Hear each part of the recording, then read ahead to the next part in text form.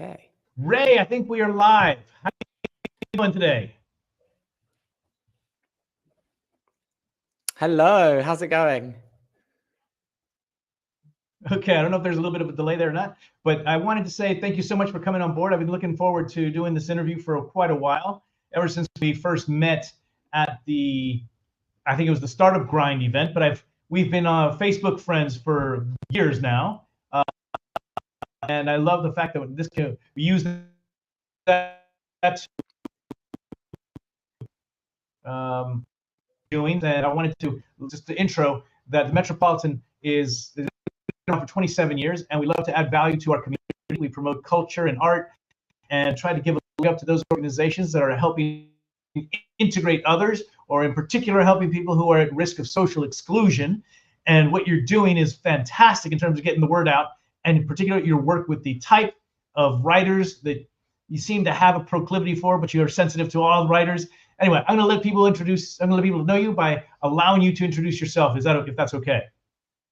Yeah, of course. Thank you so much. I think you've done a great job of introducing me, but my name is Slater. I have been running DSLX now for close to 3 years. DSLX is a content agency that works with B2B tech brands and their C-suite. We create creative content across the board now, and the mission of the agency is to empower dyslexic and minority group writers to write. Okay, so helping dyslexic writers get jobs, do content creation. They're fantastic at what they do. Are they challenged by finding opportunities, or why is it that you decided to do this? I started freelance writing when the pandemic came about. At the time, I was working for a co-working space, and obviously co-working was not a big thing. So I started freelance writing, and in a year of freelance writing, I was picking up more and more clients, and I said that this business could be bigger than just me. And I said, if I'm going to launch a business, I may as well do something good with it. So I launched DSLX because it's something that I can resonate with, and the business can be bigger than just me, right? A lot of freelancers they reach a glass ceiling when they can only deliver so much because of the hours in the day and one-person teams. So I said, if I'm going to start a team and I'm going to start a business, I want it to be something I'm passionate about, and I want to do some good with it along the way. So that's why DSLX was born. All right, and so I was just talking about the journeys of entrepreneurs, and we mention this all the time, whether it's at Startup Grind or at Barcelona FinTech or just in general, because I spend a lot of time helping people raise capital. And a lot of times people talk about being an entrepreneur, how exciting it is. You're your own boss. You don't have anybody telling you what to do. My experience is quite the opposite. Instead of having one boss, I have 300 bosses. They're all called clients. And when you're a small business person, the people who tend to work with you, you get to know them quite well, even if they weren't close friends at the beginning.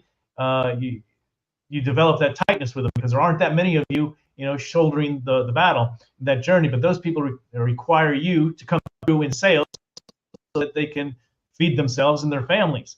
And and a lot of times being an entrepreneur really just sucks.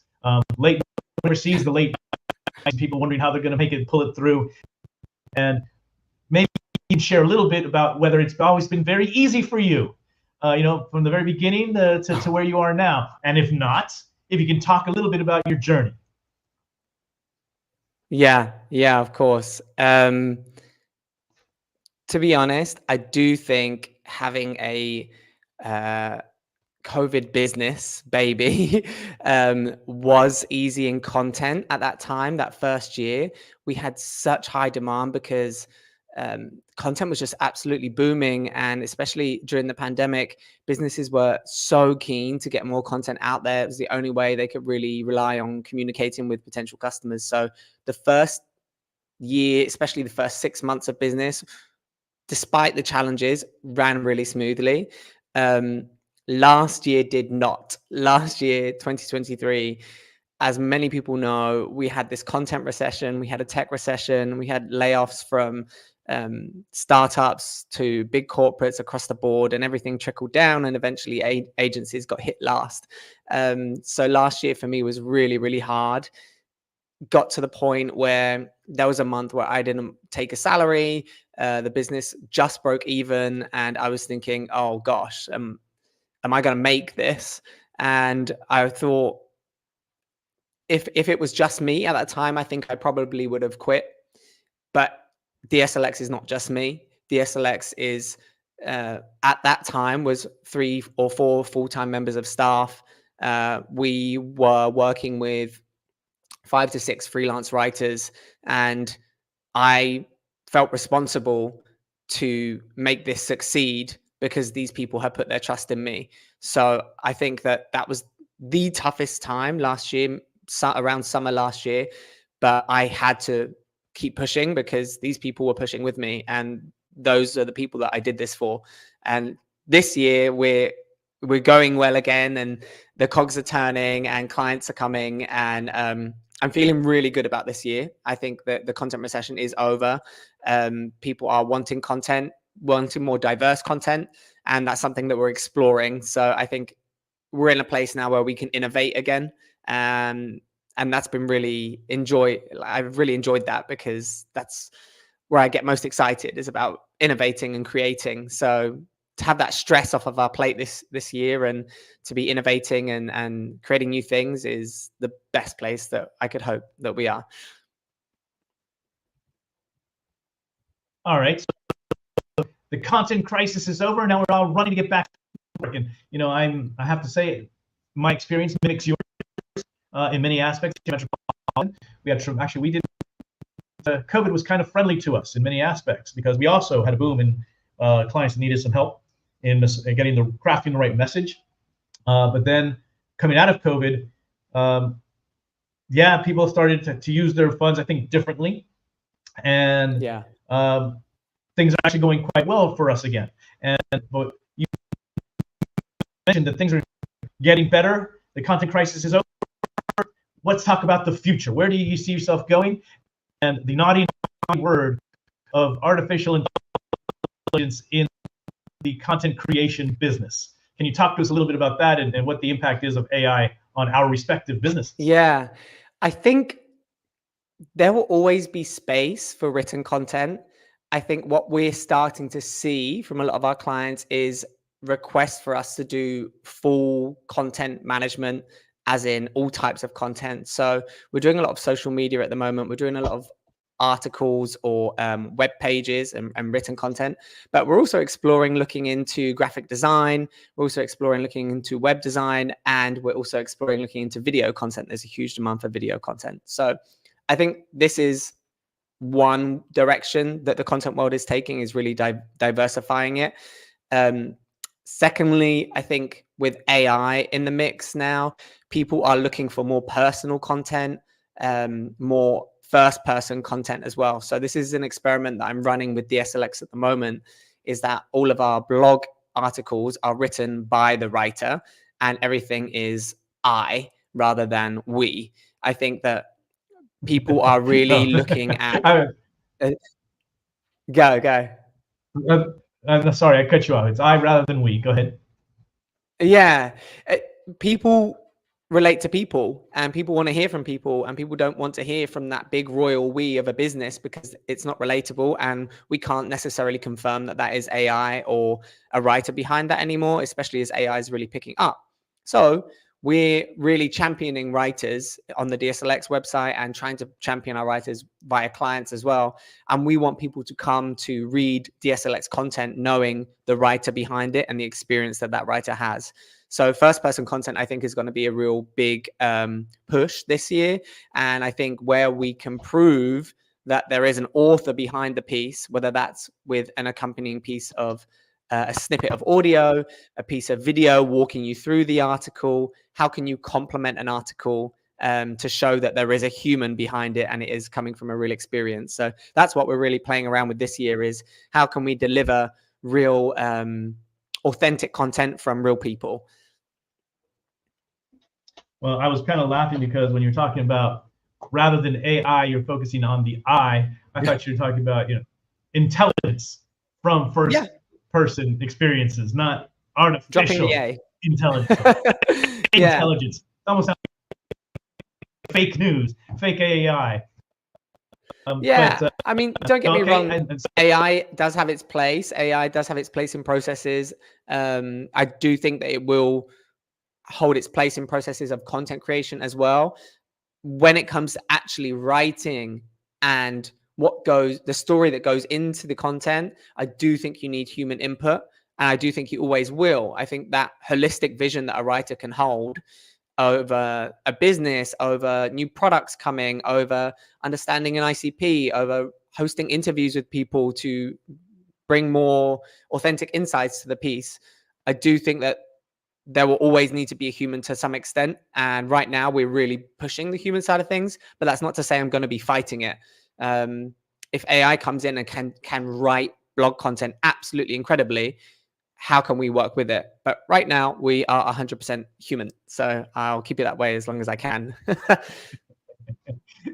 okay, on that note, how has Barcelona affected you, or what's been your experience of launching your own business in Barna? Say that again, sorry. How has Barcelona helped in launching your own business, DSLX? I think for the open-mindedness and the creativity of the people that I meet, I think Barcelona attracts a ton of talent, and it's a very creative and open-minded city anyway, whether people are local to it or whether people are expats that have moved here. I think that the people I've met, open-minded and open-hearted, I've been given so many opportunities. I've had so many introductions. I've really springboarded between friends here because they've really enabled me to meet new people, meet new clients, get business, get ideas. So I think that creativity coupled with the mindset of the people, or the heart set of the people, I could say, has really, really helped me in launching DSLX and in finding clients and collaborating with a lot of people as well. In terms of the structure of Barcelona, that's been really hard to navigate in terms of the bureaucracy of things and trying to manage paperwork and book appointments, as I'm sure you're well aware of, and having to wait for weeks or months to get appointments to do something. That's been a real stress, and I hope that changes in the future. Yeah, actually, I have to do an administrative thing with my visa, and I'm under considerable stress because it took me a long time to get it. And if I don't get an appointment by tomorrow, in theory, they can the application thing that I'm working on will have been for nothing, and it's taken years to get it. And I've literally tried for the last 30 days, at least 20 times a day, to get an appointment, and it seems impossible. So yeah, it's really hard. Very frustrating on that regard. I do love my city, but on this aspect, it's horrible. Yeah, and couldn't agree more. But getting back to where you are, Yeah. and in terms of finding talent, and tell us about the why did you become so related to people with dyslexia, and how do you find talent in a fully remote company like yourself? Sure. So I'm dyslexic, and I found out I was dyslexic during university, and that mission of the agency is that I always love storytelling and writing, and I never want another writer to be told they can't write because of who they are, whether that's because they're dyslexic or whether that's because they have some other diverse factor and they don't think that they belong. So for me, putting my best foot forward and saying, hey, I'm dyslexic, and also working in tech and saying, hey, I'm gay, these are two things that I feel like I need to raise those flags high, because that's what I am passionate about. That's what I stand for. And I know there are most likely other people out there that look or feel like me. So in doing that, it has brought me so much diverse talent, because people come to me and they say, Ray, this is the first job application I've been able to deliver what I feel entirely comfortable saying I have ADHD, or saying I am neurodiverse to some extent. So it's almost for me to authentically say, this is who I am, this is what should be holding me back, has actually been one of the biggest benefits to me running a business, because I have attracted so many other people that have felt like me, not necessarily are me or look like me or have dyslexia or are gay, but they have felt like me. They have felt excluded like me. So it has brought me some incredibly talented people, and it has brought me clients as well, because these clients also feel like they can relate. So it's in me trying to do my part to make other people feel included or welcome.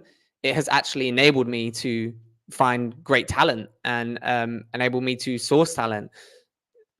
Hiring today is such a stress and is so hard for so many businesses. And I know hiring processes are really awful. I've read horror stories of them being 8 weeks to 12 weeks long.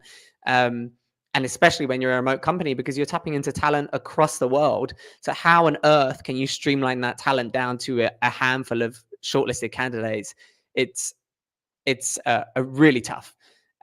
So in me being myself, it has enabled me to bring some top talent to the table, and for me to really relate to that talent and say, yeah, I get you, I understand you, you're welcome here. And I just want to work with as many people as possible. So for me to be able to do that, I need this business to be as successful as possible. So the more clients I get, the more people I can work with, the more people's lives I can support, and I can support people doing what they love, and that's normally something creative. Well, I think you started to answer my next question is, how do you ensure diversity in your hiring processes? I heard you speaking at an event, and I don't know if you brought it up or somebody brought it up about the challenge, like in with the idea of not being able to discriminate against anybody, but are you showing favoritism towards people who are dyslexic or neurodiverse in some sort of way? Does that include people who don't have dyslexia? Are you discriminating against them? And I thought that was a silly question, but maybe it's not so silly. Anyway, Yeah. how do you ensure diversity in your organization? That's so it's such a hard challenge. I would say it's such a hard concept for us to try and grasp, because of course we want to build diverse teams, and I think there are like 13 14 areas of diversity, right? When I say diversity, a lot of people just go to race or culture or neurodiversity or something else, sexual orientation, but there are like 13 14 different areas of diversity. And what I'm trying to do is make sure that no matter where you fall on the diversity spectrum, that you are able to apply to us and know that you can be yourself. And that largely comes down to communication. That comes down to how I present as a founder on LinkedIn or other public facing channels. But it also comes down to our job applications. So whenever we put out a job description and we say we're hiring for this role, the amount of times we go through that language to say, are we excluding anyone here? Is everyone included? Will everyone feel like they are that they are welcome when applying to DSLX? So in ensuring diversity in hiring processes, it's mainly down to language and communication, to say, to write empathetically and to deliver an empathetic process that is inclusive of every type of person. So when we do that, we're able to attract a broader spectrum of people to apply for DSLX, and then we end up hiring and building more diverse teams. But the way we do it is by trying not to exclude anyone in any of those 13 or 14 diverse realms. Okay, fair enough. And I'd like one of the questions that I also wanted to ask is, what advice would you have? And you come here and you're very upfront. You're gay. You're dyslexic. You're starting your first company. You're not from Barcelona. What other challenges would you have, or what advice rather would you have people to face and overcome some of the challenges of any entrepreneur? And looking to start something of their own here. Does it feel good to have your own company, or is it more stressful than when you were in London?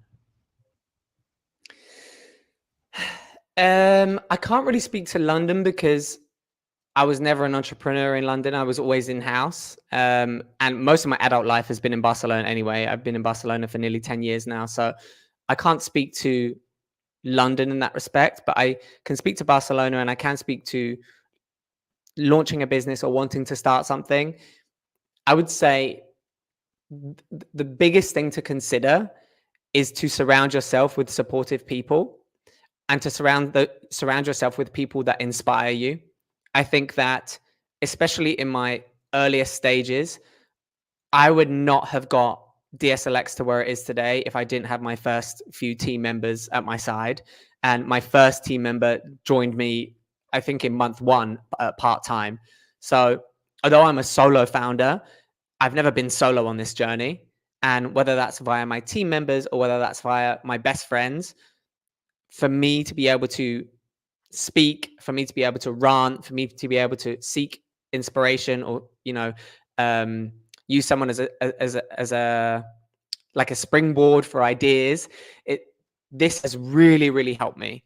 And I think that no one needs to go at this alone, no matter how passionate you are, or you think that there is no one out there that gets you or gets your idea. There is. You just need to find them. And I think that will be my biggest piece of advice, is finding those people that trust in you, that will stand by you, and make sure that you repay the favor and stand by them, right? It's not a one-way street relationship. So anyone that has supported me, especially in the earliest years, but even now, I'm always there for them. I always give back for them. And it in turn, we're lifting each other up. And I guess that's what we're trying to do with freelance writers. Is no freelance writer or no other agency is my competition. We're lifting each other up. And in us lifting each other up, we lift the quality of our work. We in turn lift the demand of our work, and we all have access to more clients because more people realize how great content can be. So I think that find a supportive community or people or person, and work together on. You don't have to have a shared goal, but you can have a shared mission. You can have shared values. So find out who those people are, and stick with them. Well, actually, on that note, I'm gonna stick my neck out there, because one of the things that I have failed to do here at Metropolitan is to create an advisory board. I'm not from the sector, and creating, learning the magazine business online is something that for me have done before. So we've been making tons of mistakes, but we run through the walls really hard because as an entrepreneur, you got to run. And so we're making all kinds of mistakes. And I known when I was either running or been on the board of organizations like the Ronald McDonald House or the Society, we created an advisory board. It really helped me do two things: avoid mistakes that I probably would have made had I been on the journey by myself, and two, open doors from known industry, I guess, icons who are, you think they're never going to have time for you. They're too busy. They're too well known. They're too expensive. Ray, I don't know about your experience. Mine has been the best people to get on your board are the ones who don't have the time to give, because they don't mess around. Yeah. And all they really want, the only thing that they really want is true respect for their time.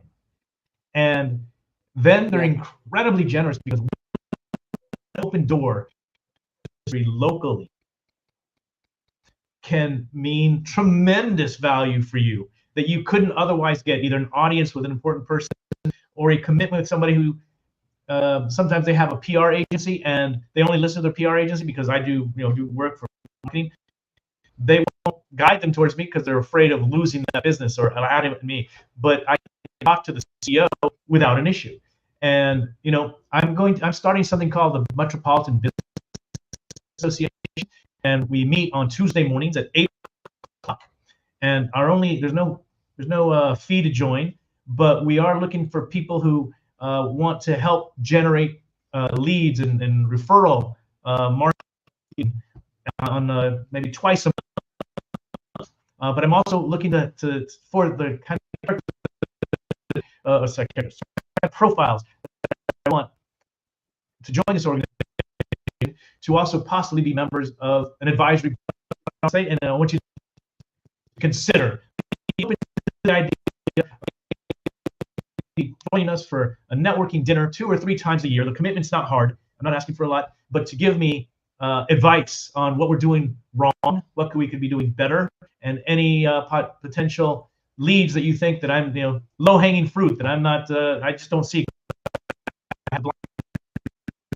And I leave you with that to think about if you'd be willing to join my board. And the other thing I have for you is, what can we offer you? A lot of people, we know the expat community very well. How can we help DSLX?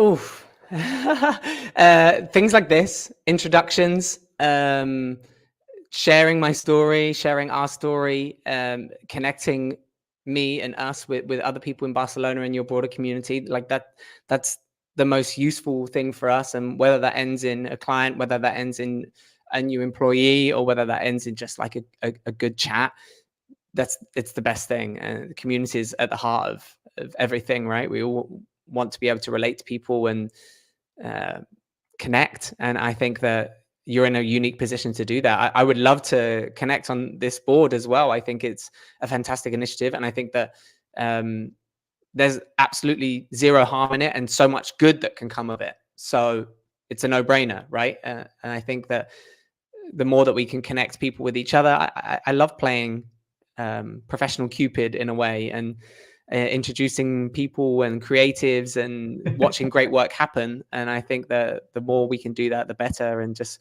watch these connections and yeah, creative work thrive. It's brilliant. Excellent. Well, I don't have any questions for you now. I'm really delighted to promote what you're doing. And also, if we have our offices in the Gay Chample. So if do you live in? Yeah, I'm in Poblano. Oh, you're on the other side, all the way over there.